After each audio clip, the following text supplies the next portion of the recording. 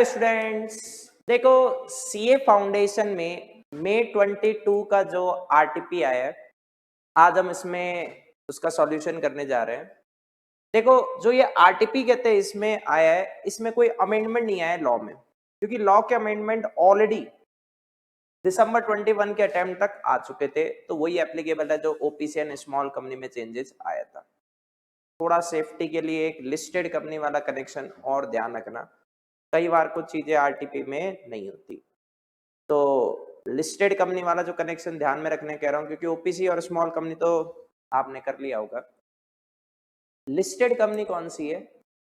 Public company जिसके equity shares या फिर कन्वर्टेबल सिक्योरिटीज, जो किसमें कन्वर्ट होगी? इक्विटी शेयर्स में। कहां पर लिस्टेड है? किसी रिकॉग्नाइज्ड स्टॉक एक्सचेंज। ध्यान रख लेना, एग्जामिनर ये बोल सकता है कि सर पब्लिक कंपनी है, उसके इक्विटी शेयर्स है, स्टॉक एक्सचेंज पे लिस्टेड है। नहीं, वो लिस्टेड कंपनी नहीं होगी। Section 2A of companies act 2013 2A amendment से ऐड हुआ है। तो सिंपल बेसिस पे क्या ध्यान रखो? पब्लिक कंपनी जिसके इक्विटी शेयर्स या फिर कन्वर्टेबल सिक्योरिटीज, चाहे वो प्रेफरेंस शेयर्स है या डिबेंचर्स है, जो किसमें कन्वर्ट होंगे? इक्विटी शेयर्स में। कहां पर लिस्टेड है? रिकॉग्नाइज्ड स्टॉक एक्सचेंज पे। वो कंपनी कौन सी होगी? Listed company. सेफ्टी के लिए ध्यान रखो। अब ये जो आरटीपी अपन सॉल्व करने वाले हैं, इसमें मैं आपको दो चीजें बताऊंगा। नंबर 1 क्वेश्चन और उसका आंसर क्या, वो तो क्या ठीक है। नंबर 2, मोस्टली स्टूडेंट लॉ के आंसर सीए फील्ड में अटेंड करने में जो गलतियां करते, मतलब आपकी 12th के बेसिस पर जो हैबिट होती है वो कई बार आपको परेशान भी कर सकती है। कैसे? एक तो सिंपल टास्क है, शायद आपने सुना हो, नहीं सुना हो तो अभी आपको हेल्प मिल जाएगी। 12th के टाइम में मान लो कोई टॉपिक में 8 पॉइंट्स है और आपका एग्जाम में क्वेश्चन आया 4 मार्क्स का, ठीक है? तो आप लोग 12th में क्या करते हो? एनी 4, कुछ स्टूडेंट 1 एक्स्ट्रा 5 लिख देंगे और वहां मार्क्स आउट ऑफ आउट आ जाते हैं। सीए में ऐसा नहीं है। अगर मान लो 4 मार्क्स का क्वेश्चन है और उसमें 8 पॉइंट्स है, तो आपको 8 मेंशन करने होंगे, क्योंकि मार्किंग हाफ फॉर ईच करके हो सकती है। तो आपका एक नंबर कट होने का वजह ये भी होता है। तो ये थोड़ा ध्यान रखना मेन एग्जाम के पॉइंट ऑफ व्यू से टिल फाइनल तक, ठीक है? हाँ, ये कह सकते हैं कि मान लो जैसे 6 मार्क्स का क्वेश्चन था, उसमें 7 ही पॉइंट है, आपने कोई से भी 6 लिख दिए, एक छोड़ दिया, तो एनी 6 करके मार्किंग हो जाएगी, क्योंकि फिर वो एक्स्ट्रा पॉइंट डिवाइड नहीं हो पाता। वो स्लाइट कहते हैं पॉसिबिलिटी हो सकती है, अदरवाइज जरूरत नहीं है। दूसरी बात, जो केस स्टडी बेस्ड क्वेश्चंस होते हैं, क्योंकि 50% आपका पेपर केस स्टडी पर आएगा और 50% कहते हैं इसमें क्या होगा? थ्योरेटिकल होगा। तो जो केस स्टडी बेस्ड क्वेश्चंस कहते हैं इसमें होते हैं, उसका आंसर बच्चे इनकम्प्लीट लिखते हैं। मतलब जैसे उन्होंने क्वेश्चन जज किया और क्वेश्चन जज करने के बाद उनको कहते हैं इसमें कंक्लूजन आया, मतलब आप लोग जानते हो कंक्लूजन क्या है, तो आप क्या करते हो? क्वेश्चन की लैंग्वेज को मिक्स करते हुए कंक्लूजन लिख देते हो। ये आपने हाफ आंसर अटेंड किया है। रिमेनिंग हाफ कैसे, ये मैं अभी आपको इस क्लास में समझाऊंगा। और एक थर्ड थिंग लास्ट में एक्स्ट्रा और कहते बताऊंगा। तो सबसे पहला देखो, आपको पता है कि फाउंडेशन में 5 चैप्टर्स हैं। ये जो 5 चैप्टर्स हैं, इनमें सबका अपना अपना अलग वेटेज है। जैसे कॉन्ट्रैक्ट एक्ट फर्स्ट वाला, ये एग्जाम में फिक्स है कितने मार्क्स का आएगा? 22, ठीक है? क्वेश्चन नंबर 2 का ए हमेशा 7 मार्क्स का कॉन्ट्रैक्ट का मिलेगा और 2 का बी 5 मार्क्स का एलएलपी का होता है। ये आज तक का पैटर्न है। मेरा हमेशा मानना ये रहता है कि आपको एलएलपी पर अगर रिस्क लेनी है तो आप ले सकते हो, क्योंकि मान लो आपने एलएलपी छोड़ भी दिया, मैं तो खैर टॉपिक करवाता हूँ, क्योंकि एलएलपी में कुछ है ही नहीं। चैप्टर 3 पार्टनरशिप किया, चैप्टर 5 कंपनी किया, एलएलपी मोर देन हाफ अपने आप ही हो जाती है, क्योंकि उन दोनों का हाइब्रिड फॉर्म है। फिर भी रिस्क लेनी है तो आप रिस्क ले सकते हो एलएलपी पे, क्योंकि एलएलपी अकेला ऐसा क्वेश्चन है जो ऑप्शनल वाले क्वेश्चन पर आएगा, क्योंकि क्वेश्चन नंबर 1 तो कंपलसरी है, जिसमें आपको कॉन्ट्रैक्ट कंपनी सेल का कहते हैं इसमें पोर्शन मिलेगा। तो वो तो कंपलसरी अटेंड करना है। पर एलएलपी का हमेशा आज तक आईसीएआई ने जो पैटर्न फॉलो किया है वो क्वेश्चन नंबर 2 का बी 5 मार्क्स का देती है। तो अगर आपने एलएलपी छोड़ भी दिया तो आपके 5 मार्क्स का एलएलपी का फिक्स क्वेश्चन आता है, तो आपको इतना नुकसान नहीं होगा, थोड़ा टाइम आप बचा सकते हो। पर वो रिस्क कहते हैं इसमें रहती है, क्योंकि मान लो बाकी पेपर में कोई क्वेश्चन थोड़ा घूम कर आ गया, हो सकता है एलएलपी का आसान आ जाए। वो तो मैंने आपको एक पैटर्न बताया। तो ये जो 22 मार्क्स का क्वेश्चन है सबसे पहला ध्यान क्या रखना है, कोई भी क्वेश्चन कहां से आया पहले दिमाग में ये क्लिक करने की कोशिश करो। जैसे क्वेश्चन क्या है, ए ने बी के साथ कॉन्ट्रैक्ट बनाया कि ए अपना हाउस बी को 10 लाख में सेल कर देगा। तो एक तरह से सिंपल बेसिस पे देखा जाए, ए कौन है, सेलर, बी कौन है, बायर, और ए हाउस बी को 10 लाख में सेल कर रहा है। यहां तक तो देखो कोई इश्यू नहीं, क्योंकि ये sale of house for 10 lakh ये वैलिड कॉन्ट्रैक्ट का पार्ट नजर आ रहा है। ठीक है, further they both signed an agreement that if B uses the house for gambling purpose then B shall 50,000 for it extra. तो ये जो पोर्शन है इफ, तो बी को क्या देने होंगे, pay 50,000 for it to a extra. ये पोर्शन देखो कहते हैं इसमें कौन सा है, इनवैलिड वाला। तो देखो एक ही कॉन्ट्रैक्ट के दो पार्ट है, एक है वैलिड वाला, दूसरा है इनवैलिड वाला। हाउस और सेल हो गया, हाउस सेल हो गया, इसका मतलब अब यहाँ पर रेसिप्रोकल प्रॉमिस वाला तो कनेक्शन रहा नहीं, क्योंकि रेसिप्रोकल प्रॉमिस के लिए अभी तक वो परफॉर्मेंस होनी नहीं चाहिए थी, वो केवल प्रॉमिस की स्टेज पे रहना चाहिए था। तो अब ऐसा वैलिड इनवैलिड वाला कनेक्शन फिर कहां बच जाता है, तो यहाँ यूज में आता है सेक्शन 24 कॉन्ट्रैक्ट एक्ट। देखो सेक्शन 24 कोई एग्जाम के लिए इंपॉर्टेंट सेक्शन में से नहीं है, और इवन सेक्शन नंबर की आप ज्यादा टेंशन मत लिया करो। 60 मार्क्स का लॉ का पोर्शन है, हार्डली 1 मार्क या 2 मार्क की सेक्शन केस लॉ मिलाकर वेटेज होगी। तो आप 58 मार्क्स पर ध्यान दो, बाकी सेक्शंस पे नहीं। ये कुछ टीचर्स कहते हैं इसमें क्या होता है, जिनको खुद को आईसीए का पैटर्न नहीं पता होता, वो बच्चों को मिसगाइड करते हैं सेक्शन एंड केस लॉज के नाम पर कि बेटा तूने वो नहीं लिखे होंगे, इस वजह से तेरे नंबर कट गए होंगे। गलत पैटर्न। सेक्शन और केस लॉज हम तो वीएसआई में जो बच्चों की कॉपियां मंगवाते हैं, मतलब जिनका अटेम्प्ट लग गया, उनकी वापस जो आईसीए ने कहते हैं इसमें कॉपी चेक करके वो मंगवाते हैं, गलतियां कहाँ होती है, नंबर कहाँ कटते हैं उसका पता लगाने के लिए। तो सेक्शन और केस लॉज की वजह से कोई खास नंबर नहीं कटते, ये हमने चेक कर रखा है, आप भी ध्यान रखो। क्योंकि नंबर कहाँ कटते हैं, जो मैंने आपको शुरुआत में तरीका बताया, आपका इनकम्प्लीट आंसर होता है, अभी देखना इसमें भी समझाऊंगा, वहां नंबर कटते हैं। तो अगर आपने ये गलतियां कहते हैं इसमें समझ ली, अपने फ्रेंड्स को भी कहते हैं इसमें बताओ इसके बारे में, तो आपके कहते हैं इसमें नंबर आराम से अच्छे आएंगे। लॉ स्कोरिंग पार्ट होता है, अगर आपका बीआरएस वाला पोर्शन थोड़ा वीक भी है तो वहां से 2-3 चैप्टर और कर लो अच्छे, और लॉ मेन होता है, तो इसके वजह से ही आपकी इस लॉ में आप 60 में से आराम से 50 मार्क्स तो मिनिमम स्कोर कर सकते हो, आराम से नंबर आते हैं। बस आपने जो क्वेश्चन अटेंड किया है उसका आंसर क्या होना जरूरी है, कंप्लीट होना जरूरी है। तो खैर back to the question, a seller था, बी को हाउस सेल करा 10 लाख में, यहाँ तक कोई दिक्कत नहीं है। फिर एक कंडीशन ऐड कर दी कि अगर बी ने इसमें गैम्बलिंग चलाई तो 50,000 रुपीज वो ए को एक्स्ट्रा देगा। B agreed.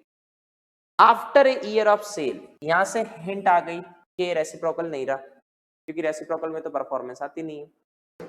Be started gambling business in that house, क्या ए क्लेम कर सकता है? तो रेसिप्रोकल प्रॉमिस का सेक्शन 57 हट गया, अब दूसरा कौन सा बचा, सेक्शन 24। अगर किसी एग्रीमेंट का एक पार्ट लॉफुल है और दूसरा पार्ट कहते हैं इसमें अनलॉफुल है, लॉफुल पार्ट को अनलॉफुल से सेपरेट किया जा सकता है। अब जैसे देखो ये सेल ऑफ हाउस नॉर्मल वाला लॉफुल है, इसे इस गैम्बलिंग वाले से सेपरेट किया जा सकता है, तो लॉफुल पार्ट को क्या किया जा सकता है, एनफोर्स किया जा सकता है, और अगर वो सेपरेबल नहीं होते तो होल ट्रांजैक्शन क्या हो जाता है, इलीगल एंड वॉइड। तो अब देखो इसका आंसर कैसे लिखना है। सबसे फर्स्ट थिंग देखो, आप लोग मेन एग्जाम में जो आंसर देते हो वो केवल ये पार्ट है, डिस्कशन एंड कंक्लूजन।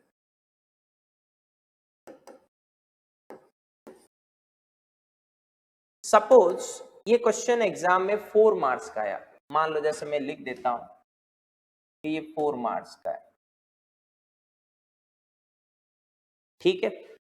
तो आपने कहते हैं इसमें जो ये पोर्शन अटेंड किया है ये 2 मार्क्स से ज्यादा का नहीं होगा, जो आपके अकॉर्डिंग कंप्लीट आंसर है। आईसीआई देखो पहले क्या लेती है, उसका रूल या प्रोविजन कि ये आया कहां से। आप कोई सा भी आईसीआई का आंसर उठाकर देख लेना, मैं यहां केवल फाउंडेशन की बात नहीं करता, I am teaching law at all the 3 level of CA, foundation, inter and final, from last 15 years plus. तो I have enough experience about ICI.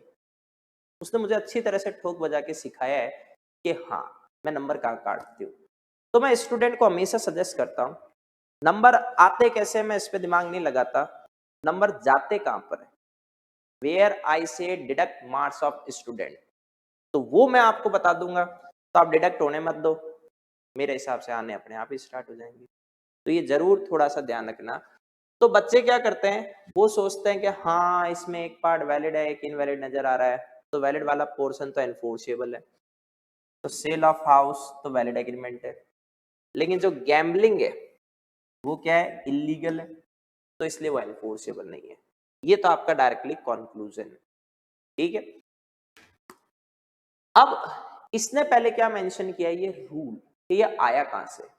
तो देखो आपका रूल 2 जगह मेंशन होता है, एक ये रूल या provision without discussion with facts of question, सीधा देखो आया है कि अगर कोई एग्रीमेंट जिसके 2 पार्ट्स है, सम पार्ट, एक लीगल वाला है और एक इलीगल वाला है, ठीक है। तो ऐसे केस में लीगल एंड इलीगल अगर वो सीवियड किए जा सकते हैं, मतलब सेपरेट किए जा सकते हैं, तो जो लॉफुल पार्ट है वो एनफोर्सेबल है और अनलॉफुल पार्ट क्या जाएगा, वॉइड। अब ध्यान रखना, इसमें मैंने जितना बोल्ड किया पोर्शन यही रूल का पोर्शन है। अगर आपकी बाकी कहते हैं इसमें लैंग्वेज आपने ना भी लिखी, उन वर्ड्स को कहते हैं इसमें आपने अपनी लैंग्वेज में लिख दिया, तो भी मार्क्स आउट ऑफ आउट आए। ये थोड़ा कहते हैं इसमें ध्यान रखो, क्योंकि इन्हीं वजह से नंबर कटते हैं, और अगर आपने नंबर नहीं कटने दिए तो नंबर जाएंगे कहां पर, अपने आप आएंगे, ये ध्यान रखना। तो अब इसने बता दिया कि जो सेल ऑफ हाउस है वो तो वैलिड एंड एनफोर्सेबल है, वो नीचे भी रिपीट हो गया, और जो गैम्बलिंग वाला कहते हैं इसमें वो इलीगल होने की वजह से क्या हो गया, void। तो ये देखो अपन ने लिया, ये वैलिड था, ये इनवैलिड, क्योंकि ये क्या है, इलीगल है। तो देखो नंबर कहाँ जाएंगे, आएंगे। सेकंड लेते हैं, सीमा was running a boutique in New Delhi. She has to deliver some cloth to her friend Kiran, who was putting up an exhibition at Mumbai. Seema delivered the sewing machine and some clothes to a railway company to be delivered at a place where the exhibition was to be held. ऐसे समझो, सीमा को एक exhibition में कुछ goods sale करने, इसके लिए इसने किसके साथ कॉन्ट्रैक्ट किया है, रेलवे के साथ। सीमा एक्सपेक्ट कर रही है कि इस सेल से उसे एक्स्ट्रा ऑर्डनरी कहते हैं इसमें प्रॉफिट होंगे। देखो फिर हिंट दिया, हमेशा ध्यान रखो केस स्टडी के क्वेश्चन में हिंट होती है। She did not bring this fact to the notice of railway authority. मतलब आपको प्रॉफिट होना ये बात आप जानते हो, लेकिन जो दूसरा पार्टी कॉन्ट्रैक्ट का उसको तो आपने बताया नहीं। The goods were delivered at a place after the conclusion of exhibition. मतलब रेलवे ने थोड़ी डिलेड डिलीवरी कर दी। On account of such breach of contract by railway authorities, can Seema recover the loss of profit under the Indian Contract Act? देखो सबसे पहला जब ऐसा question आता है तो एक इसने हिंट दिया है कि कॉन्ट्रैक्ट ब्रीच हुआ है, दूसरी बात उसने दिया है कि सीमा को लॉस हुआ है। तो अगर कॉन्ट्रैक्ट ब्रीच हुआ और किसी पार्टी को लॉस हुआ है तो ऐसे केस में वो पार्टी कहते हैं किसकी डिमांड करेगी, डैमेजेस की। नाउ डैमेजेस कहते हैं इस हेड के भी यहाँ पर मेनली टू टाइप के, एक है ऑर्डिनरी डैमेजेस और एक है स्पेशल डैमेजेस।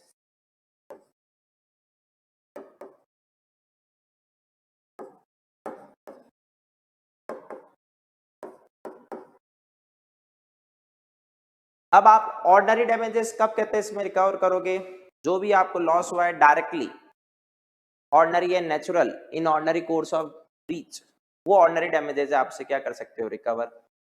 अब जैसे देखो इस क्वेश्चन में ये तो पहले आ गया कि अगर कोई कॉन्ट्रैक्ट ब्रीच हुआ तो जो भी पार्टी को लॉस होता है वो अदर से क्लेम कर सकती है, ये तो नॉर्मल लैंग्वेज है।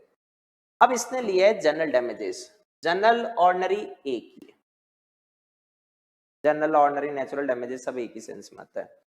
तो इसने सबसे पहले क्या डिफाइन किया, जनरल डैमेजेस जो विच arise naturally in the usual thing of breach. देखो आपको अगर कुछ केसेस के नाम याद रखना है उसमें ये हेडले वर्सेस बैक्सनडेल है, अगर आप याद रखना चाहो तो ये याद रखो। और मे बी इसमें अटेम्प्ट में कहते हैं इसमें ऑर्डिनरी और स्पेशल डैमेजेस पे एग्जाम में क्वेश्चन हो सकता है, चांसेस है, क्योंकि जो पैटर्न आईसीए का चल रहा है उसके अकॉर्डिंग इसके ऊपर क्वेश्चन ड्यू हो चुका है। मई में देगा, दिसंबर में देगा, नेक्स्ट जो आ रहा है आगे मुझे उसका आइडिया नहीं, पर चांसेस हैं। तो सबसे पहला देखो कहते हैं इसमें आप किसकी डिमांड कर सकते हो, जनरल डैमेजेस की। अब जनरल डैमेजेस को ऑर्डिनरी डैमेजेस भी बोलते हैं, ये लाइन इसने वापस रिपीट कर दी। When breach is committed by a party the defendant shall be held liable for all such losses. Defendant, plaintiff versus defendant, दो बातें हैं, आप इसको पूरे को मिक्स करके लिख सकते हो ऑर्डिनरी या जनरल डैमेजेस करके। If one party commits breach then other party slash करके defendant can make him liable to pay all loss which would arises in ordinary and natural course of breach। ये भी यही कह रहा है, ठीक है। तो ये तो एक हो गया। अब किसकी बात कर रहे हैं, स्पेशल डैमेजेस की। इसको एक्सेप्शनल प्रॉफिट होगा ये बात सीमा जानती थी, लेकिन रेलवे तो नहीं। स्पेशल डैमेजेस जो ऑर्डिनरी या नेचुरल कोर्स ऑफ ब्रीच में अराइजेस नहीं होते, वो किस में अराइज होते हैं, स्पेशल सर्कमस्टांसेस में।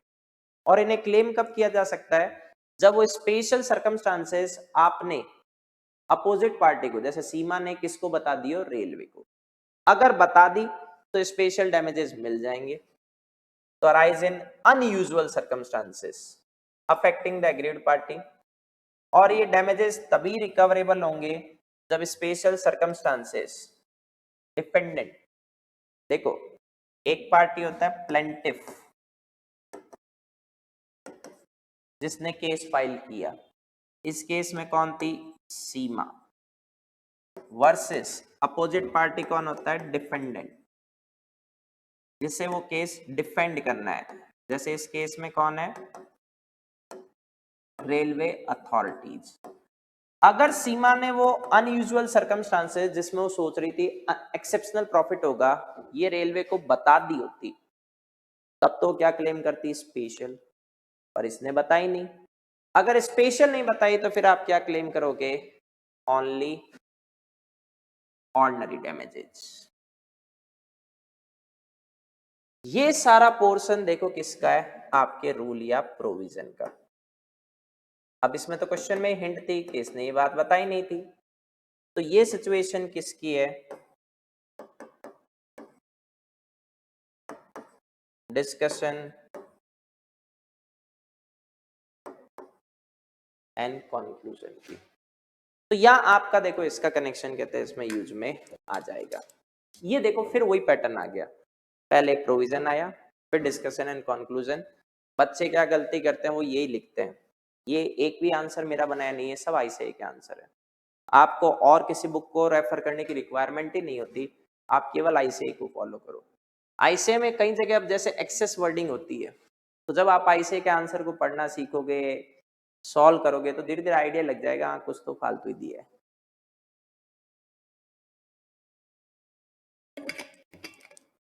तो इस केस में देखो इसने स्पेशल नोटिस नहीं दिया, तो ये केवल क्या कहते हैं इसमें क्लेम कर सकती है, ऑर्डिनरी जो उसका लॉस हुआ है वो क्लेम कर लेगी, वो स्पेशल लॉस तो ले ही नहीं सकती।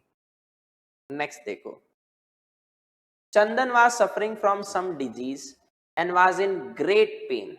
He went to Dr. Jhunjhunwala, whose consultation fees was rupees 300.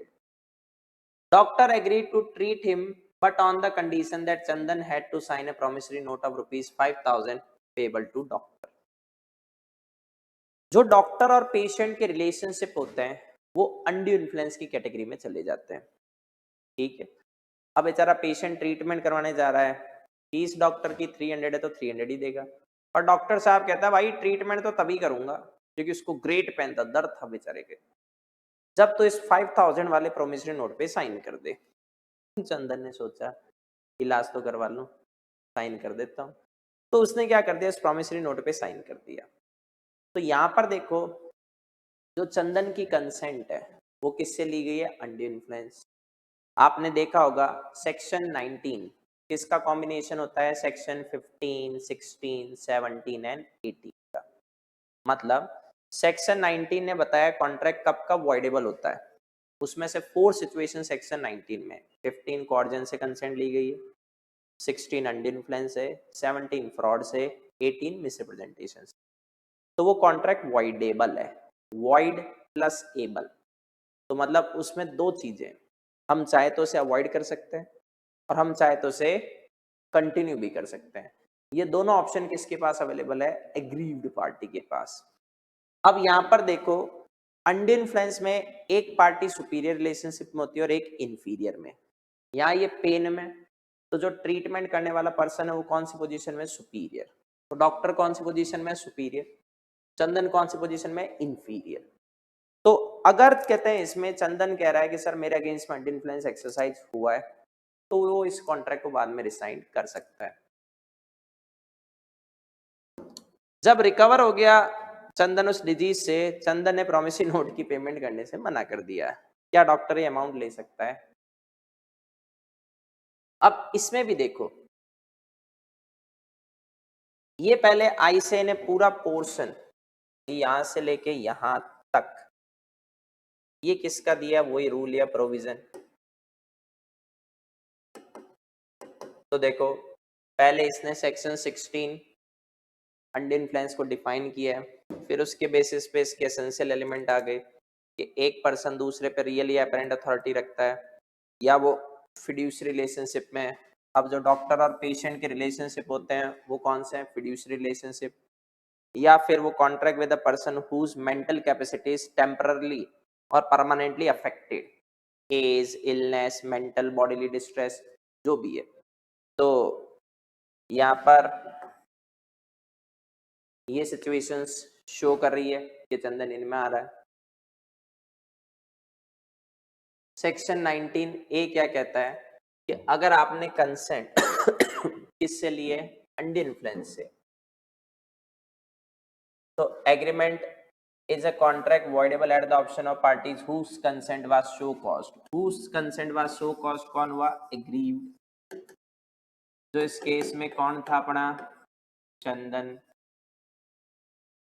तो चंदन इस कॉन्ट्रैक्ट को क्या कर सकता है, अवॉइड कर सकता है, उसके पास चॉइस है। तो ये दिख रहा है कि चंदन ने sign the promissory note under undue influence applied by doctor. ये देखो डिस्कशन, इसके पक्का मार्क्स होंगे। नॉर्मली डिस्कशन के नंबर नहीं होते जब तक कि आपने उसमें कुछ एक्स्ट्रा नहीं किया हो, केवल वो क्वेश्चन के फैक्ट्स लिख दिए, वो डिस्कशन नहीं होता। तो इसका मतलब ये आ गया कंक्लूजन, कैन नॉट रिकवर। लेकिन जो उसके 300 रुपए बनते हैं वो तो खैर बेचारा क्लेम करेगा ही करेगा। Next, mister Aseem is a learned advocate, his car was stolen from his house, he gave an advertisement in newspaper that he will give the reward of rupees 10,000 who will give the information about his car. Mr. Vikram reads the advertisement and on making some efforts got the stolen car, और उसने बता दिया असीम को। मतलब असीम की car lost हो गई, उसने न्यूज़पेपर में एडवर्टाइजमेंट दिया, फाइंडर को मैं 10,000 दूंगा। फाइंडर कौन निकला, विक्रम। उसने असीम को कार के बारे में बता दिया, असीम को कार मिल गई। अब वो कहता है भूल जा पैसे, और कहता है सर एडवर्टीजमेंट जो होता है वो क्या होता है, इनविटेशन टू ऑफर, वो ऑफर नहीं है। अब हमें डिसाइड करना है कि यहाँ पर ये जो एडवर्टीजमेंट था वो ऑफर है या इनविटेशन टू ऑफर। देखो सबसे पहला, इसमें भी बच्चे नंबर कटवाएंगे, क्यों? आपको इसमें पहले थोड़ा offer and invitation to offer का डिफरेंस लिखना चाहिए। इनविटेशन टू ऑफर हमेशा किसे प्रिसीड करता है, ऑफर को। इनविटेशन टू ऑफर में क्या होती है, अनसर्टेनिटी, फाइनल विलिंगनेस एक्सप्रेस नहीं होती। लेकिन ऑफर आया तो इनविटेशन टू ऑफर के बाद है, लेकिन सर्टेनिटी के साथ आता है। तो ये जो न्यूज़पेपर में रिवॉर्ड वाला एडवर्टीजमेंट था, कार कितनी लॉस्ट हुई है, 1, फाइंडर कितना होगा, 1, रिवॉर्ड किसको मिलेगा, 1 को। क्या इसमें कुछ अनसर्टेनिटी दिख रही है, नहीं। तो जो रिवॉर्ड का ऑफर आया न्यूज़पेपर में, ये क्या बन जाता है, जनरल ऑफर। और जनरल ऑफर को कौन एक्सेप्ट कर सकता है, anyone from the general public. तो ये फिर देखो आपका रूल या प्रोविजन का पार्ट है। मैं कोशिश करूंगा कि ये जो रूल प्रोविजन जहां पर है और ये कंक्लूजन का पार्ट हो गया, ये वाला पीडीएफ इस क्लास के साथ कहते हैं इसमें ऐड हो जाए, तो आपको मिल जाएगा।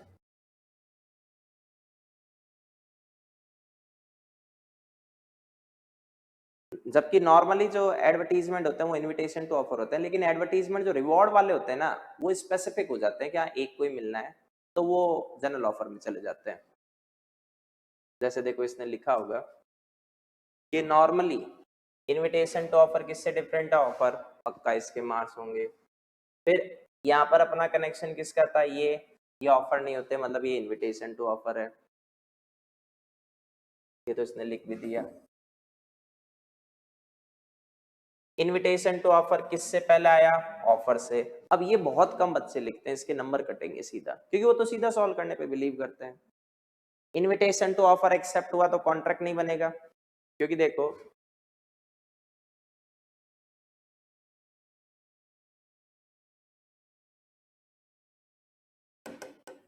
इनविटेशन टू ऑफर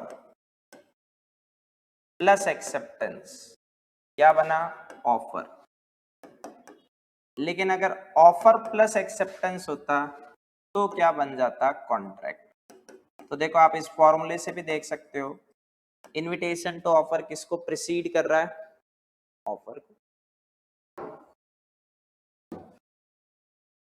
लेकिन इसमें दिया हुआ है कि there is an exception to the above provision, जो advertisement in newspaper for reward वो जनरल ऑफर टू पब्लिक है। तो इसके लिए देखो जो असीम है उसने ऑफर दिया था, और ऑफर किसने एक्सेप्ट किया, विक्रम ने, तो उसको पेमेंट करनी पड़ेगी। Next, Singhania entered into a contract with Mr. Sonu to sing in his hotel for 6 weeks on every Saturday and Sunday. ठीक है। Singhania promised to pay rupees 20,000 for every performance. Sonu performed for 2 weeks. बात कितने की हुई थी, 6। उसने 2 weeks तो काम किया। थर्ड वीक उसकी हेल्थ कंडीशन वीक हो गई और वो सिंगिंग के लिए नहीं जा पाया, तो सिंघानिया ने कॉन्ट्रैक्ट को टर्मिनेट कर दिया। क्या सिंघानिया कॉन्ट्रैक्ट को टर्मिनेट कर सकता है, यस, ये भी ब्रीच है। Second, what would be your answer in case Mr. Sonu turns up in 4th week and Mr. Singhania allows him to perform without saying anything? मतलब 6 वीक की बात हुई, 2 वीक्स परफॉर्मेंस दी, थर्ड वीक बीमार हो गए, नहीं गए, 4th वीक वापस आप रिकवर होके पहुंच गए, और जो अपोजिट पार्टी आपको रोकती नहीं है, तो इसका मतलब उसका इंटेंशन क्या शो कर रहा है कि उसने आपके इस कंडक्ट को एसेंट दे दी है, तो अब वो बाद में इस ग्राउंड पे कॉन्ट्रैक्ट को टर्मिनेट नहीं करवा सकता। What would be your answer in case Mr. Sonu sends Mr. Mikka on his place in third week and Mr. Singhania allows him? Again वो कॉन्ट्रैक्ट को टर्मिनेट नहीं कर सकता, क्योंकि फिर देखो उसका कंडक्ट शो करा, उसने एसेंट दी है। तो फिर ये पहले आ गया कि नॉर्मली अगर कोई कॉन्ट्रैक्ट किसी पर्सन के पर्सनल स्किल्स पे डिपेंड कर रहा है तो परफॉर्मेंस वही देगा, कोई और नहीं। पर अगर उसने किसी थर्ड पार्टी को भेजा और उसकी परफॉर्मेंस एक्सेप्ट कर ली गई, तो फिर प्रॉमिसर अपनी लायबिलिटी से क्या हो रहा है, डिस्चार्ज। तो ये वापस देखो वही पोर्शन, रूल या प्रोविजन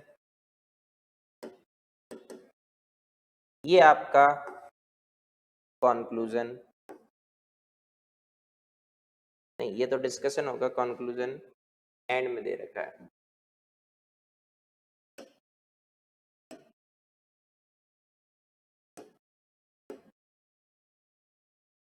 सब क्वेश्चंस में देखते चलो रूल या प्रोविजन ऐसे अलग से लिखती है। मुझे समझ में नहीं आता, इतनी सारी फैकल्टीज इंडिया में टीच करती है, वो इन चीजों को क्यों नहीं समझती। उनको भी बच्चों को सिखाना चाहिए कि डायरेक्ट कंक्लूजन नहीं लिखना चाहिए जो आप लोग ये लिखते हो। पहले वो लिखो कि ये आया कहाँ से, without discussion of facts of question, then कहते हैं इसमें वापस वही रूल देखो रिपीट होता है। Next, anticipatory breach of contract is a breach of contract occurring before the time fixed for performance has arrived. Discuss stating also the effect of anticipatory breach. देखो two type के breach है, एक है actual breach जो on due date होगा of performance या during performance, एक होता है एंटिसिपेटरी ब्रीच जो before due date of performance होता है। ठीक है, तो अब कहते हैं इसमें जो एक्चुअल ब्रीच है वो बिफोर ड्यू डेट या anticipatory breach before due date. Anticipatory anticipate कर लिया मैंने पहले से, एडवांस में ऐसा सोच लिया, उसमें हिंट आती है एंटिसिपेट वर्ड से कि ये बिफोर ड्यू डेट वाला है, तो ये स्टेटमेंट सही है। अब देखो इसमें सेकंड थिंग, अगर एंटिसिपेटरी ब्रीच हुआ तो एग्रीड पार्टी के पास क्या ऑप्शन है, two, number one he can wait till due date of performance कि भाई सामने वाला मान जाए, number two he can resign the contract immediately and claim damages. तो ये उसके पास ऑप्शन आ जाएंगे। थ्योरेटिकल क्वेश्चन में हमेशा ध्यान रखो पूरा पोर्शन ही रूल का होता है, तो ये जो यहां से लेकर इसने यहां तक दिया है ये सब किसका पार्ट है, रूल या प्रोविजन का। तो ये किसके क्वेश्चन खत्म हो गए, कॉन्ट्रैक्ट के। अब अपन नेक्स्ट लेते हैं सेल ऑफ गुड्स एक्ट, ये 16 मार्क्स का आएगा। अब देखो फर्स्ट क्वेश्चन, क्वेश्चन के साइज से मत घबराओ, जितना बड़ा क्वेश्चन होगा उतना आसान आंसर होगा। AB Cloth House, a firm dealing with the wholesale and retail buying and selling of various kinds of cloths customized as per the requirement of customers। ठीक है, ये silk, organdie, cotton, khadi, chiffon and many other different varieties of cloth. Organdie शायद mix cloth जो होता है उसके लिए है, और ये सब साड़ीज के कहते हैं, देखो एग्जांपल होते हैं। Mrs. Rima, customer came to the shop and asked for a specific type of cloth suitable for making a sari for her daughter's wedding. Shopkeeper के पास आई, उसे साफ शब्दों में कह दिया सर मेरे को डॉटर की मैरिज के लिए साड़ी बनवानी है, तो उसने अपनी स्पेसिफिक रिक्वायरमेंट देखो बायर ने बता दी। She specifically mention that she required cotton silk cloth, देखो और स्पेसिफिक कर दिया कि सर साड़ी बनानी है और उसमें भी कॉटन सिल्क की, which is best suited for the purpose. Shop owner agreed हो गया और उसने cloth pieces cut into as per buyer's requirement, जो साइज का चाहिए था कर दिया। इसने बता दिया था कि मुझे कौन सा चाहिए, कॉटन सिल्क, बायर ने अपना पर्पस बता दिया। देखो दो चीजें, एक है कंडीशन और एक है वारंटी। ठीक है, कंडीशन और वारंटी दोनों ही किसके बेनिफिट के लिए बनते हैं, बायर के। एक डॉक्ट्राइन आता है, डॉक्ट्राइन ऑफ केवी टेम्पटर, वो कहता है लेट द बायर बिवेयर, मतलब बायर को पहले गुड्स परचेज करने से पहले जो अपने साइड पर ड्यू डिलिजेंस है, रीजनेबल केयर है, वो एक्सरसाइज करनी चाहिए, वरना वो रॉन्ग सिलेक्शन ऑफ गुड्स के लिए किसको रेस्पॉन्सिबल नहीं कर सकता, सेलर को। लेकिन जब केवी टेम्पटर के एक्सेप्शन आते हैं तो इसका मतलब बिवेयर बायर को नहीं रहना होता है, किसको रहना होता है, सेलर को। तो जितने इम्प्लाइड कंडीशंस एंड वारंटीज है ऑलमोस्ट सबके सब किसके एक्सेप्शन होते हैं, केवी टेम्पटर के। सही। अब अगर बायर ने अपना पर्पस नहीं बताया होता तो रेस्पॉन्सिबल कौन होता, बायर। लेकिन बायर ने तो अपना पर्पस बता दिया, तो बायर के साइड से जो भी रेस्पॉन्सिबिलिटी वो खत्म हो गई। अब सेलर की ड्यूटी बनती है उसे गुड्स किसके अकॉर्डिंग देना चाहिए, बायर के पर्पस के अकॉर्डिंग। अगर सेलर बायर के पर्पस के अकॉर्डिंग गुड्स नहीं देता है तो गलती उसकी है, तो सजा किसको मिलेगी, सेलर को ही मिलेगी। When Rima went to the tailor for getting the sari stitched, she found that seller has supplied her cotton organdy material, जो मिक्स होता है और उसके पर्पज के अकॉर्डिंग कहता है इसमें नहीं है। तो शॉपकीपर ने कह दिया, मैडम ये कहते हैं इसमें साड़ी बनाने के लिए काम में नहीं आएगा। रीमा पहुंच गई किसके पास, मतलब टेलर ने कह दिया मैडम ये साड़ी बनाने के लिए काम में नहीं आएगा, तो रीमा पहुंच गई किसके पास, शॉपकीपर के पास। और शॉप ऑनर से कहती है सर आपने मुझे बेवकूफ बना दिया, अपना क्लॉथ रखो, मेरा पेमेंट करो। शॉप ऑनर मना कर देता है, मैडम क्लॉथ जो था आपके रिक्वायरमेंट के अकॉर्डिंग कट हो गया, तो ये मेरे किसी और काम का नहीं बचा। अब आपको बताना है with reference to doctrine of caveat emptor कि ड्यूटी ऑफ बायर क्या है, उसको अपना पर्पस बताना चाहिए, उसने बता दिया। As well as seller, seller को क्या कर देना चाहिए, गुड्स बायर के पर्पस के अकॉर्डिंग देना चाहिए, नहीं दे रहा तो फिर बायर कॉन्ट्रैक्ट को रिसाइन करेगा, तो सेलर को इसका मनी वापस देना पड़ेगा, सिंपल। अब इसमें भी देखो duties of buyer according to doctrine of caveat emptor, उससे पहले गुड्स को अच्छी तरह से ठोक बजा कर देखना चाहिए। ड्यूटीज ऑफ सेलर, तो ये जितने एक्सेप्शंस हैं ये सब सेलर को लायबल कर रहे हैं, यही मैं समझा रहा था आपको, और ये discussion and conclusion.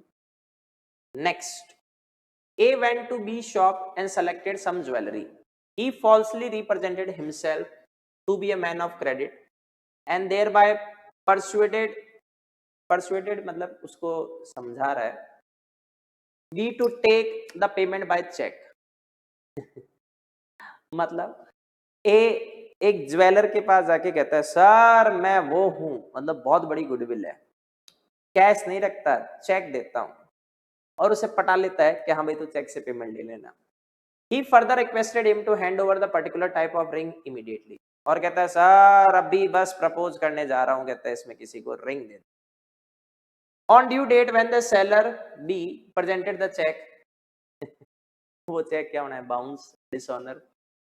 Before B could avoid the contract, देखो यहाँ पर फिर इसने हिंट दी है, Before B could avoided the contract on the ground of fraud by A. He had sold the ring to C. मतलब A ने वो ring किसको दे दी, C को। C ने गुड फेथ में लिया, उसको नहीं पता है कि यहाँ पर कोई वॉइडेबल कॉन्ट्रैक्ट था। अब हमें बताना है कि जो नॉन ऑनर सेल कर रहा है वो वैलिड है या नहीं। देखो section 27 to 30 nemo dat quod non habet, वो क्या कहता है, no one can give which he himself not got, or in other words only the owner of goods or a person with authority of owner can sell the goods.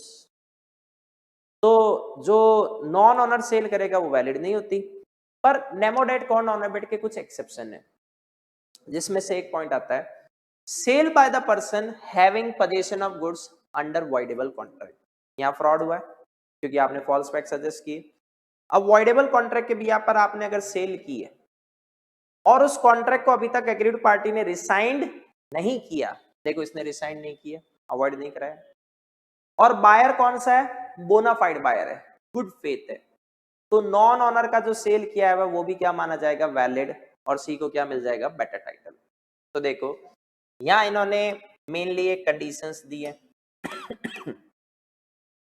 Person के पास position voidable contract के under होना चाहिए, तो यहाँ पर देखो fraud हुआ है, मैंने थोड़ी देर पहले आपको एक्सप्लेन किया है, फ्रॉड के भी यहाँ पे जो कॉन्ट्रैक्ट होता है वो कौन सा होगा, वॉइडेबल। सेकंड, ये मेन कंडीशन है, कॉन्ट्रैक्ट को अभी तक कहते हैं इसमें रिसाइंड नहीं किया गया है। अब पर्सन हैविंग पोजीशंस मतलब कौन, वो A, sells it to a buyer, कौन, सी, बायर कौन सा है, गुड फेथ बोनाफाइड बायर है, और बायर को नहीं पता कि सेलर के पास सेल करने का राइट ही नहीं है, तभी तो गुड फेथ हुआ, तो कनेक्टेड है। अब ये सारी कंडीशंस इस केस में क्या हो रही है, फुलफिल हो रही है, ठीक है। ए के पास पोजीशन किसके भी यहाँ पे है, वॉइडेबल कॉन्ट्रैक्ट, बी ने अभी तक कॉन्ट्रैक्ट को रिसाइन नहीं किया, ए ने इससे पहले सी को सेल कर दिया, जो गुड फेथ में काम कर रहा है उसे नहीं पता कि ये रियल ओनर नहीं है, तो सारी कंडीशंस फुलफिल हो गई, तो सेल वैलिड हो गई। Next, classify the following transactions according to the types of goods. देखो types of goods, existing, future and contingent. Existing के 3 पार्ट्स, स्पेसिफिक, जिसे कॉन्ट्रैक्ट बनने के टाइम पर आइडेंटिफाई कर लिया, असर्टेन जिसे कॉन्ट्रैक्ट बनने के बाद आइडेंटिफाई किया, अनअसर्टेन जिसको अभी तक पार्टीज ने आइडेंटिफाई ही नहीं किया। फ्यूचर गुड्स जो कॉन्ट्रैक्ट बनने के बाद टू बी प्रोड्यूस, मैन्युफैक्चर्ड और एक्वायर्ड।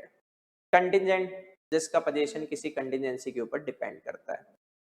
तो देखो, wholesaler of cotton has 100 bales in his godown, he agrees to sell 50 bales. तो शुरुआत में एग्रीमेंट बना, उस समय तो गुड्स को आइडेंटिफाई नहीं किया गया, तो ये स्पेसिफिक तो है नहीं। And these bales were selected and set aside, पर ये एग्जिस्टिंग तो था ही भाई, उसके गोडाउन में तो है बेल्स, कॉन्ट्रैक्ट के टाइम पर आपने उसको आइडेंटिफाई नहीं किया। These bales were selected and set aside, पर बाद में तो हो गया, तो ये कौन सा हो गया, असर्टेन।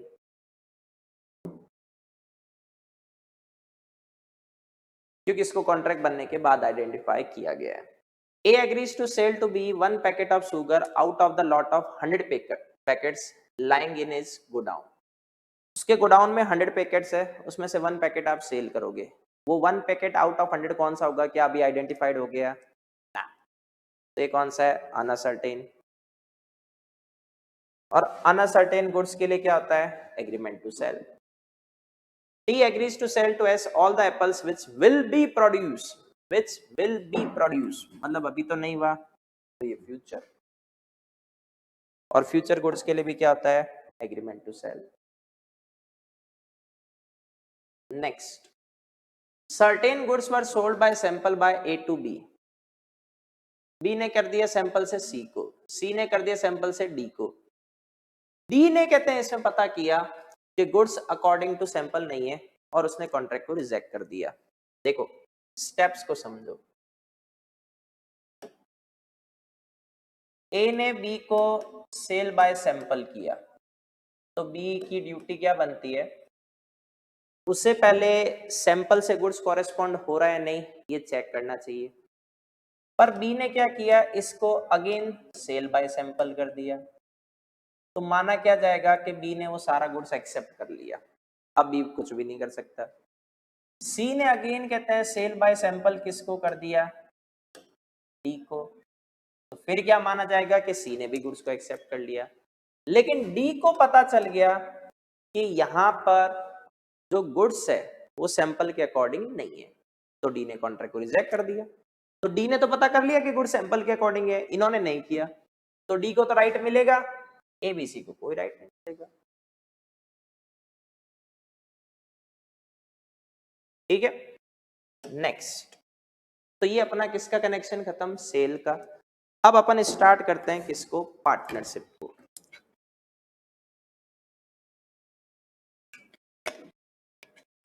मैंने शुरुआत में आपके रूल डिस्कशन और ये सब समझाए, ये छोड़ा है आपके लिए, आप खुद इसमें फिल्टरिंग करो कौन सा पोर्शन रूल का है। बाकी मैं बोलता तो जा ही रहा हूँ, सबका रूल तो बोलूंगा ही।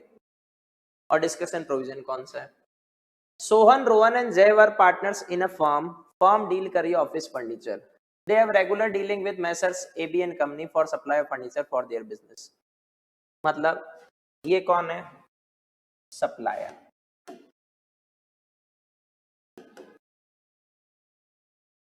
On 30th June 18, one of the partner, Mr. Jay, died in a road accident. ये डेट जरूर ध्यान रखना, एक पार्टनर की डेथ हो गई। फर्म ने ऑर्डर दिया था कंपनी को सप्लाई ऑफ फर्नीचर का, कौन सी डेट को, 25/18। मतलब इसकी डेथ से पहले फर्नीचर सप्लाई करने का ऑर्डर दे दिया गया। When Jay was also alive. Now Sohan and Rohan continue the business in the firm name after Jay's death. मतलब फर्म डिसॉल्व नहीं हुई है डेथ के बाद। The firm did not give any notice about Jay's death to the public or the person dealing with the firm. देने की जरूरत भी नहीं होती है डेथ का नोटिस।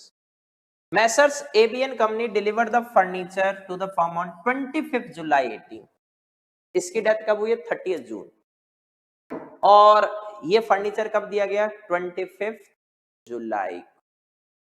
कुछ डिफरेंस दिख रहा है, फर्नीचर का ऑर्डर तो उसकी लाइफ टाइम में दिया गया, पर डिलीवरी कब हुई, डेथ के बाद। तो सेक्शन 35 कहता है कि अगर किसी पार्टनर के लाइफ टाइम में कोई ऑब्लिगेशन था तो उसकी जो स्टेट है, जो उसके लीगल हायर को मिलेगी वो कहते हैं इसमें उसकी लायबिलिटी के लिए कहते हैं रेस्पॉन्सिबल होगी।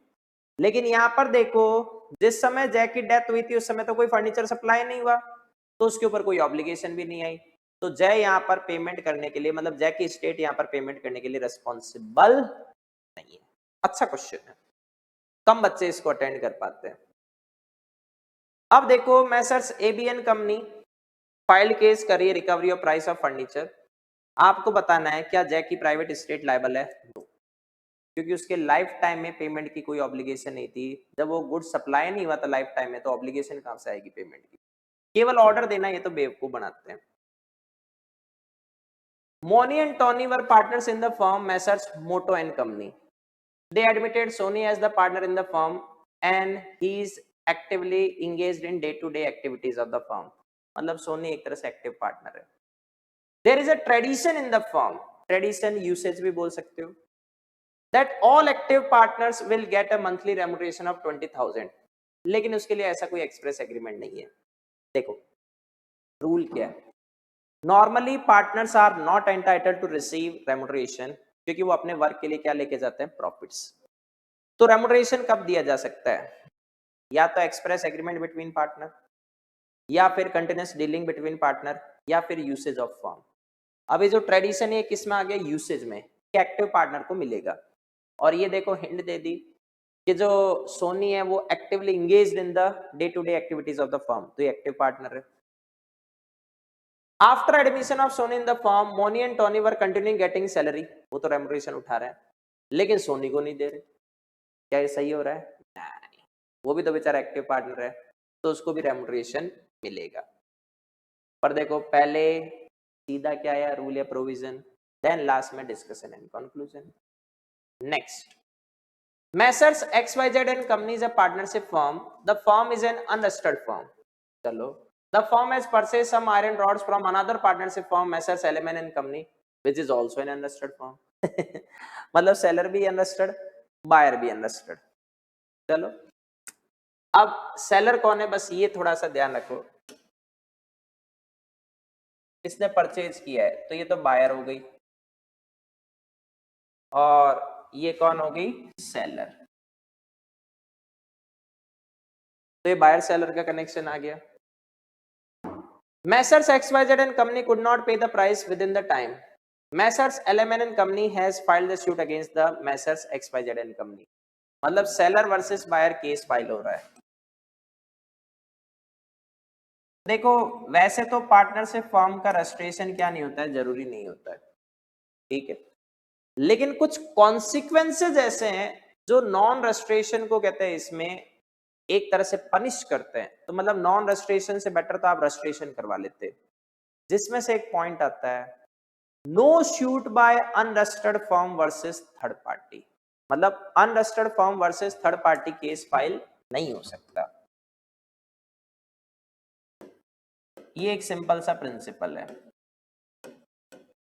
थर्ड पार्टी होती तो वो अनरजिस्टर्ड फर्म के अगेंस्ट में केस फाइल कर सकती है, उसमें कोई दिक्कत नहीं है। अब ये सेलर कौन सा फॉर्म है? अनरजिस्टर्ड, तो ये क्या नहीं कर सकता? ये केस फाइल नहीं कर सकता। तो अब क्वेश्चन क्या है? Whether Messrs. LMN and Company can file the suit against Messrs. XYZ and Company? No. What would be your answer in case Messrs. XYZ and Company is arrested? XYZ and Company कौन है? Buyer. तो case buyer थोड़ी file कर रहा है, case तो seller file कर रहा है। While Messrs. LMN and Company is an unregistered, still answer same रहेगा, क्योंकि सेलर क्या है? अनरजिस्टर्ड है जो केस फाइल करना चाहता है। What would be your answer in case Messrs. XYZ Company is an unregistered firm while Messrs. LMN and Company is a registered firm? अब देखो सेलर रजिस्टर्ड हो गया, इसका मतलब केस फाइल हो सकता है। तो यहां नहीं हो सकता, यहां नहीं हो सकता, पर यहां पर किया जा सकता है। Next, LLP. LLP is an alternative corporate business form that gives the benefit of a limited liability of a company and the flexibility of partnership. सही है, मैंने आपको भी थोड़ी देर पहले क्या कहा था? LLP पे रिस्क ले सकते हो, हालांकि वो डिफिकल्ट नहीं है, क्योंकि पहले पार्टनरशिप करो चैप्टर 3, देन कंपनी करो चैप्टर 5। जब वो दोनों हो जाएंगे तो आपकी LLP आधी तो अपने आप हो जाएगी, क्योंकि उसमें कंपनी के कैरेक्टरिस्टिक्स आएंगे, सेपरेट एंटिटी, लिमिटेड लायबिलिटी, और पार्टनरशिप क्या क्या आ जाएगी, फ्लेक्सिबिलिटी, कि वो पार्टनर्स अपने टर्म्स एंड कंडीशंस को डिसाइड कर सकते हैं क्या प्रॉफिट और मिलेगा, ये सब कुछ तो सही है, वो हाइब्रिड फॉर्म है। नेक्स्ट अपना लास्ट चैप्टर, खैर इसमें मार्क्स का डिवाइडेशन आपका लिखना और रह गया। जो पार्टनरशिप है वो भी 16 मार्क्स की आती है।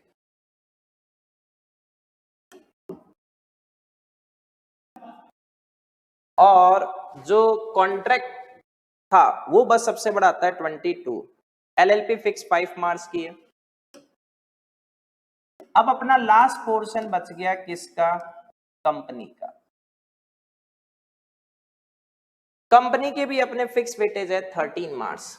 मैं तो स्टूडेंट से प्रेफर करता हूं कि कंपनी करके जानी चाहिए। अब थोड़ी वो प्रैक्टिकल पोर्शन पर है, उसमें कोई शक नहीं है, पर कंपनी स्टिल करनी चाहिए क्योंकि सबसे छोटा पोर्शन है। क्वेश्चन नंबर 1 में कंपनी का कंपलसरी मिल जाएगा 3 मार्क्स का एक, नहीं 4 मार्क्स का एक। फिर क्वेश्चन नंबर 6 में एक 3 मार्क्स का आ जाएगा और एक 6 मार्क्स का अलग से क्वेश्चन आएगा। कितने 13 मार्क्स के आने हैं। क्वेश्चन समझो, जगन्नाथ ऑयल्स लिमिटेड एक पब्लिक कंपनी है और इसमें 220 मेंबर्स है, कोई बड़ा इश्यू नहीं, जिसमें 25 members were employ in the company during the period 1 April 6 to 28 June 2016।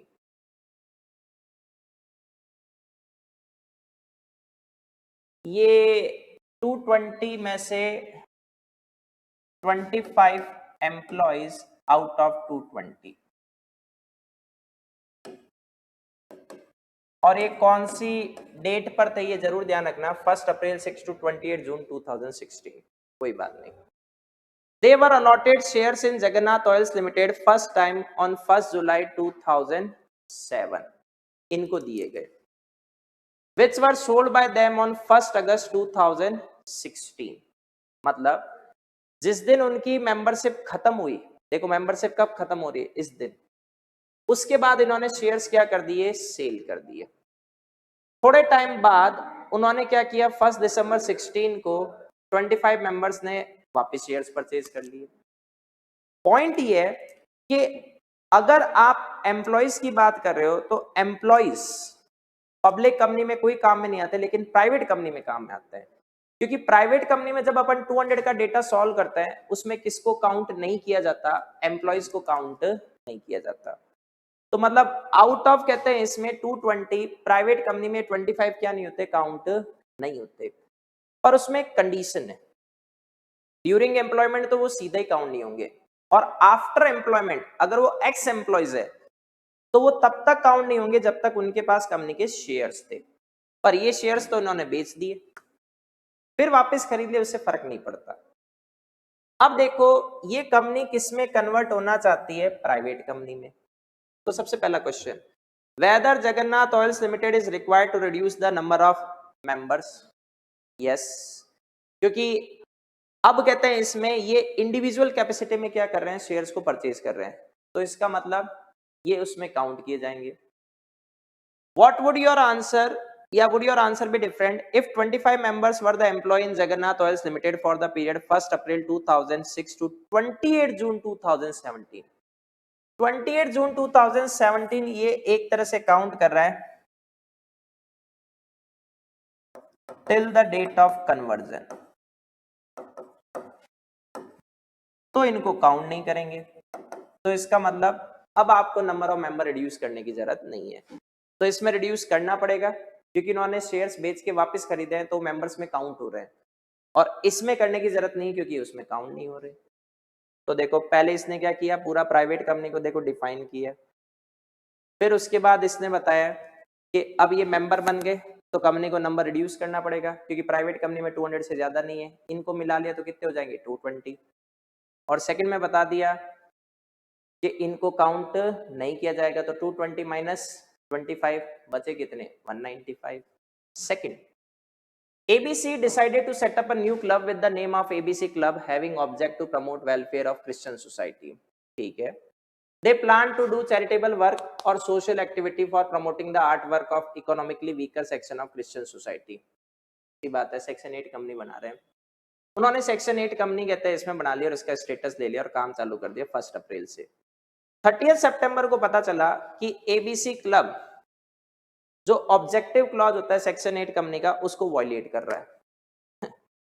अब पूछ रहा है सीजी क्या क्या पावर एक्सरसाइज कर सकती है। सबसे पहला revocation of license, second thing उसका मर्जर या अमालगमेशन किसी सिमिलर बिजनेस वाली सेक्शन 8 कंपनी में, और थर्ड थिंग इसके वाइंडिंग का ऑर्डर। पर कोई भी स्ट्रिक्ट एक्शंस लेने से पहले एक बार उसको reasonable opportunity of being heard देनी पड़ेगी। अगर मर्जर और अमालगमेशन होगा तो जैसे इसका किसी दूसरे में हुआ तो इसकी एसेट्स एंड लायबिलिटीज किसको ट्रांसफर हो जाएगी, उस दूसरी को। और अगर वाइंडिंग अप आ गया तो फिर लिक्विडेटर अपॉइंट होगा और उसके अकॉर्डिंग एडजस्टमेंट होगी। अब लेते हैं लास्ट 17। एक एम्प्लॉय है mister Karan signed a contract with his employer company ABC limited कि he will not solicit the customer after leaving the employment from company. सही है, एम्प्लॉय काम करता है तो कस्टमर जो एम्प्लॉयर के होते हैं वो किसके टच में आते हैं, एम्प्लॉय के। एम्प्लॉय एम्प्लॉयर से कहता है कि सर भरोसा रखो, मैं आपकी कहते हैं जॉब छोड़ने के बाद आपके कस्टमर को अपने साइड क्या नहीं करूंगा, अट्रैक्ट नहीं करूंगा, सॉलिसिट नहीं करूंगा, बहलाऊंगा फुसलाऊंगा नहीं। ये Gilford motor company versus mister Horne है। फिर थोड़े टाइम बाद इसने जॉब छोड़ दी और उसने क्या किया, अपना खुद का बिजनेस स्टार्ट किया, और उस बिजनेस से मेनली क्या कर रहा था, इस कंपनी के कस्टमर को सॉलिसिट कर रहा है। तो एक तरह से एग्रीमेंट तोड़ रहा है। एबीसी लिमिटेड ने केस फाइल किया करण के अगेंस्ट में, तो एम्प्लॉय क्या कहता है, सर आपके कस्टमर को सॉलिसिट कौन कर रही है, कंपनी, मैं थोड़ी ना कर रहा हूं। देखो इसने क्या किया, he started his own company PQR limited. सही है। अब देखो लॉजिक ये है कि आप अपनी ऐसी कोई लीगल ऑब्लिगेशन से बचने के लिए कंपनी बनाओगे तो जो कॉर्पोरेट वेल है, मतलब सेपरेट लीगल एंटिटी का जो प्रिंसिपल होता है उसे क्या किया जा सकता है, लिफ्ट, और फिर इसको ऐसा करने की परमिशन नहीं मिलेगी। तो ये ऐसा नहीं कर सकता। तो देखो यहाँ पर कॉन्सेप्ट किसका आ गया, पहले कॉर्पोरेट वेल का। कॉर्पोरेट वेल किसको प्रोटेक्ट करता है, मेंबर्स को, क्योंकि वो सेपरेट लीगल एंटिटी है, कंपनी अलग है, मेंबर्स अलग है। लेकिन कॉर्पोरेट वेल का अगर मिसयूज करोगे अपनी लीगल ऑब्लिगेशन से बचने के लिए तो उस कॉर्पोरेट वेल को लिफ्ट किया जा सकता है। लिफ्ट करने का मतलब कंपनी अलग है और मेंबर्स अलग है। सेपरेट लीगल एंटिटी वाला जो कॉन्सेप्ट था कॉर्पोरेट वेल में वो खत्म हो जाएगा। तो अब क्या माना जाएगा, कंपनी और मेंबर्स एक ही है जब भी कॉर्पोरेट वेल लिफ्ट होगा। तो इसको कहा जाएगा कि आप ऐसा नहीं कर सकते। और इसने आगे पूछा है कि कॉर्पोरेट वेल क्या होता है, किसके बराबर है, सेपरेट लीगल एंटिटी। तो कंपनी के एक्शंस के लिए रेस्पॉन्सिबिलिटी किसकी नहीं आती, उसके मेंबर्स की नहीं आती। तो कंपनी का डेब्ट कंपनी का माना जाएगा, कंपनी की ऑफेंस कंपनी के माने जाएंगे, मेंबर्स के नहीं। साथ में पूछा कि क्या ये वेल लिफ्ट किया जा सकता है, यस। जैसे to determine real character of company, वो फ्रेंड है या एनिमी है, ये वाली अभी सिचुएशन कहते हैं इसमें ले ली। और इवेजन ऑफ टैक्स वाला सिचुएशन है, where company works mere as an agent और ट्रस्टी। तो यहाँ सारे केसेस में वेल लिफ्ट किया जा सकता है। तो ये आपके आरटीपी का कनेक्शन खत्म। अब मैं लास्ट में जो आपसे कह रहा था, थर्ड थिंग, एग्जाम में कई बार क्वेश्चन सब एडिंग पर आता है, जैसे what are the various exceptions of caveat emptor. तो वहां पहले आप क्या मेंशन करो, मेन एडिंग, कि केवे टेम्पटर क्या होता है, चाहे उसका 1 मार्क हो पर हो सकता है। तो सब एडिंग का क्वेश्चन है, पहले क्लिक होना चाहिए, उसमें थोड़ा सा पोर्शन पहले मेन एडिंग का लिख देना चाहिए। ये आपकी आरटीपी जो मैंने आपको सॉल्व कहते हैं इसमें करवा दी है। बीएसआई से कहते हैं इसमें जो यूट्यूब टेलीग्राम ग्रुप है उसको सब्सक्राइब करके रखो, ऐसे कुछ ना कुछ चीजें आपको मिलती रहेंगी। ठीक है, बाय बाय।